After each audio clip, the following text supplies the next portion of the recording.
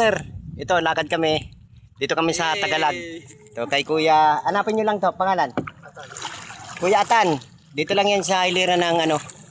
Tagalog Fishing Village. Oh, yan, Tagalog Fishing Village. Yan, bangka, nagbangka tayo mga master. At papakitaan tayo ni Kuya kung paano humuli ng malalaking bangus. Yan. Yan master, oh. Kala mo pa ka, tingnan mo pagka tayo dito nalubog. Kawawa ang pang-vlog. Yan mga master. So subukan muna natin master kung magpakabangus tayo ngayong araw. Sa tingin mo master, makakabangus tayo? Oo. Makakabangus tayo, sabi ni master. Mga 5 kilo mayroon? Saglit lang daw, sabi ni master. Say, kiss on. Ito sigurado. Tuloy-tuloy daw huli natin dito, sabi ni master.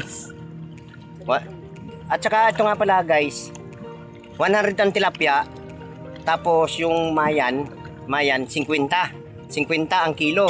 Tapos yung bangus dito 130. So mura na. So master, ito subukan natin. Try natin master kung paano tayo makahuli ng bangus. Sir!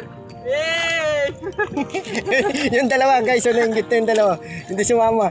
Pero doon kami master mamiminuit. Hindi, ng ano ng mayan. Yan. Iiwan mo kami doon? Hindi, magabangus muna kayo, di ba? Oo, sige. Para makita yung Sige. Yun. Ayan, itong hinahanap namin, master. Yan. Sige, agad ka na. Uy. Yan, dalawa, master. Ito yung spot namin, master, oh. Yan, dalawa. Yan, good size. Yeah, laki. Yan, ayan na, oh.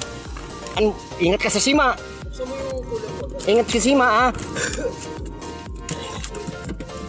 Oh, yan. Okay yan. Good size. Ang laki, master. Dito kami, master, oh. Nasa bangka kami. Kasama natin si Kuya. Pangalan Kuya? Kuya Atan. Nandito lang yung spot namin. Nasa tapat lang namin. 130 kilo.